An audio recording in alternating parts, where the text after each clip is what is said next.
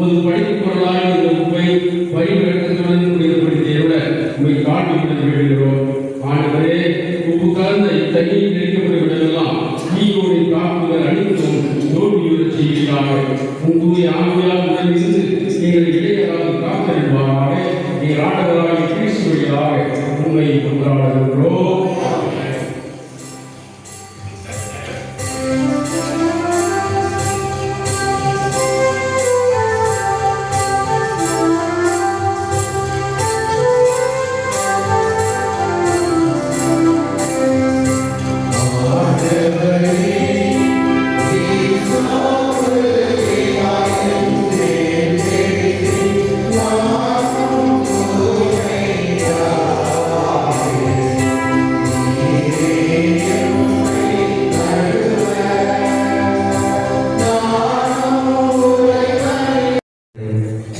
அன்பார்ந்தவர்களே, கடவுள் நிலத்திலிருந்து மண்ணை எடுத்து மனிதனை உருவாக்கி தன் உயிர் மூச்சை ஊதி உயிர் பெற செய்தார்.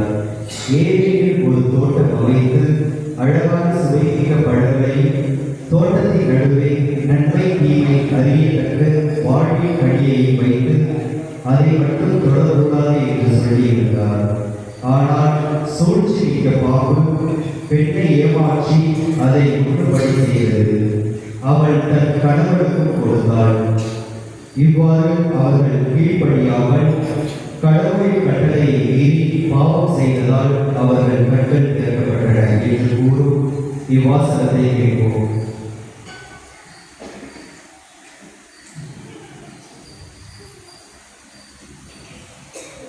முதல் வாசகம்.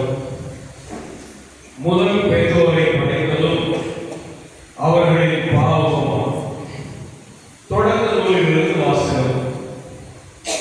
ஆண்டவராகிய கடவுள் நிலத்தில் மண்ணால் மனிதனை உருவாக்கி அவன் நாசிகளில் உயிர் மூச்சை ஊத மனிதன் உயிருள்ளவன் ஆனான். ஆண்டவராகிய கடவுள் கிழக்கே இருந்த ஏரியில் ஒரு தோட்டம் அமைத்து தாம் உருவாக்கிய மனிதனை அங்கே வைத்தார். ஆண்டவராகிய கடவுள் கண்ணுக்கு அழகானதும் உணவுக்கு சுவையானதுமான எல்லா வகை மரங்களையும் தோட்டத்தின் நடுவில் வாழ்வின் மரத்தையும் நன்மை தீமை அறிவதற்கு ஏதுவான மரத்தையும் மண்ணிலிருந்து வளரச் செய்தார். ஆண்டவராகிய கடவுள் உருவாக்கிய காட்டு விலங்குகள் எல்லாம் பாம்பு மிகவும் சூழ்ச்சிமிக்கதாக இருந்தது. அது பெண்ணிடம், கடவுள் உங்களிடம் தோட்டத்தில் உள்ள எல்லா மரங்களிலிருந்தும் உண்ணக்கூடாது என்பது உண்மையா என்று கேட்டது. பெண் பாம்பிடம், தோட்டத்தில் இருக்கும் மரங்களின் பழங்களை நாங்கள் உண்ணலாம், ஆனால் நடுவில் உள்ள மரத்தின் கனியை மட்டும் நீங்கள் உண்ணக்கூடாது, அதை தொடவும் கூடாது, மீறினால் நீங்கள் சாவீர்கள் என்று கடவுள் சொன்னார் என்றார். பாவம் பெருகிய இடத்தில் அருள் அடையாளத்தை தெரிவித்தது. திருத்துதர் பவுல் உரோமையர்களுடைய திருமுகத்திலுள்ள வாசகர் அதிகாரம் 5 20 வசனங்கள் 12 முதல் 19 முடிய. சகோதர சகோதரிகளே, ஒரே ஒரு மனிதன் வழியாய் பாவம் இந்த உலகத்தில் நுழைந்தது. அந்த பாவத்தின் வழியாய் சாவு வந்தது. அதுபோலவே எல்லா மனிதரும் பாவம் செய்ததால் எல்லா மனிதரையும் சாவு கவ்விக்கொண்டது. திருச்சட்டம் தரப்படும் முன்பும் உலகில் பாவம் இருந்தது. ஆனால் சட்டம் இல்லாத போது அது பாவமாக கருதப்படவில்லை. ஆயினும் ஆதாம் முதல் மோசே வரையில் இருந்தவர்கள் ஆதாமை போலும் கடவுளின் கட்டளையை மீறி பாவம் செய்யவில்லை. எனினும் சாவு அவர்கள் மீதும் ஆட்சி செலுத்திற்று.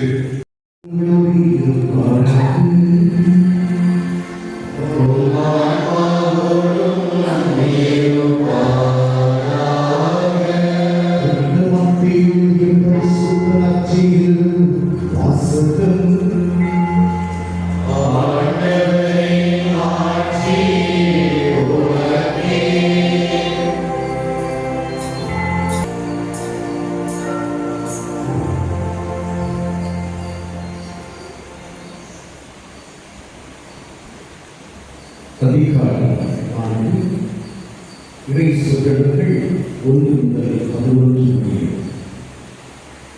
அந்நாளில் இயேசு அலப்பினால் சோதிக்கப்படுவதற்காக வானிலிருந்து தூய ஆவியால் அழைத்து செல்லப்பட்டார். அவர் 40 நாள் இரவும் பகலும் ஒன்றிருந்தார். அதன் பின் பசியுற்றார். சோதிக்கிறவன் அதை அணுகினார். நீ இறைவன் என்றால் இந்த கற்கள் அப்பமாகும்படி கட்டளையிடும் என்றார். அவர் மறுபடியாக மனிதர் அப்பத்தினால் மட்டுமல்ல, மாறாக கடவுளின் வாய்ச்சொல் ஒவ்வொரு நாளும் வாழ்வார் என மறைமொழியில் சொல்லியுள்ளது என்றார். பின்னர் அலகில் அவரை ஜெருசலேம் திருநகரத்திற்கு கூட்டி சென்றார். கோவிலின் உயர்ந்த பகுதியில் அவரை நிறுத்தி, நீ இறைவன் என்றால் கீழே குடியும் கடவுள் உன் தூதருக்கு உன்னை குறித்து கட்டளையிடுவார். உமது கால் கல்லில் மோதாதபடி அவர்கள் தங்கள் கைகளை உன்னை தாங்கிக் கொள்வார்கள் என்று மறைமொழியில் எழுதியுள்ளது என்று அழைத்து அவரிடம் சொன்னார். சோதனைகளிலிருந்து நாம் எவ்வாறு விடுதலை பெற வேண்டும் என்பதை மையமாக இங்கே 3 வாசகங்கள் நமக்கு எடுத்துரைக்கின்றன. குறிப்பாக முதல் வாசகம் ஆதாம் ஏவாள் பாவம் உலகிற்கு வருகிறது. இந்த பாவத்துக்கு சக்தி இருக்கிறது.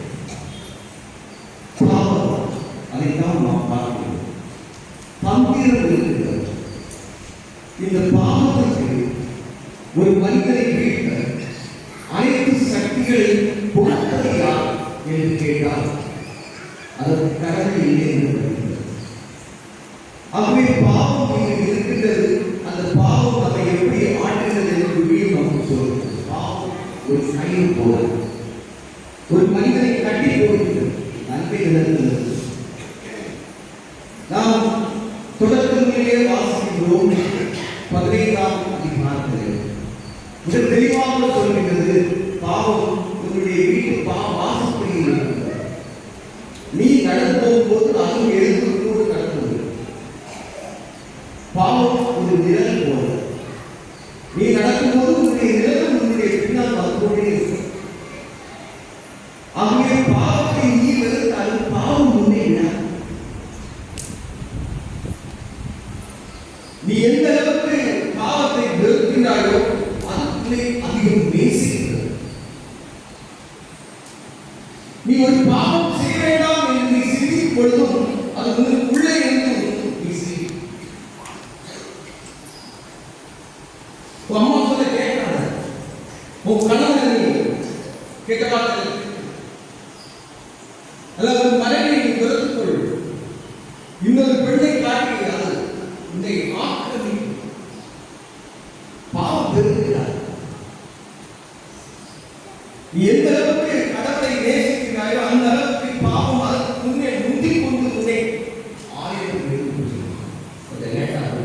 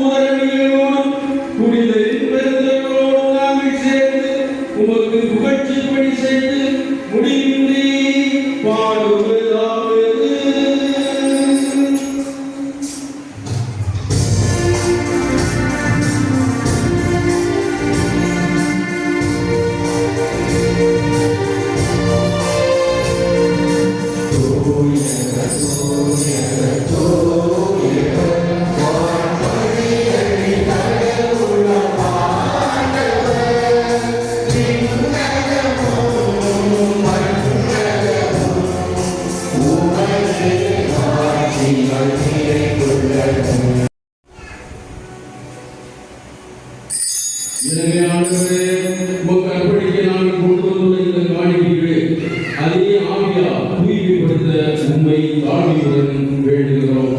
இவ்வாறு உம் திருமகனாகிய ஆண்டவர் இயேசு கிறிஸ்துவின் உடலாகவும் இரத்தமாகவும் இவை மாறுபடுவாக.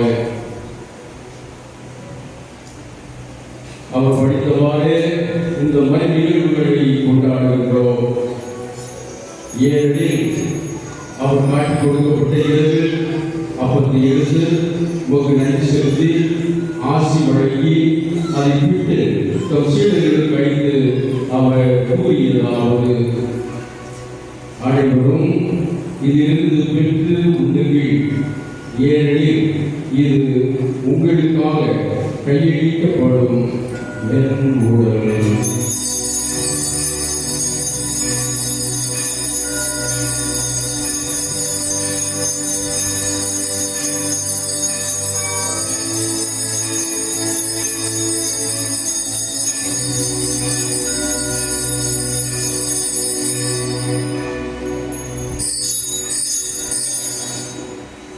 ஆண்டவரே, இரவு விருந்தில் கிண்ணத்தை எடுத்து உமக்கு நன்றி செலுத்தி ஆசி வழங்கி அதை தம் சீடர்களுக்கு அளித்து அவர் கூறியதாவது: அனைவரும் இதிலிருந்து பெற்று வருவீர்கள்.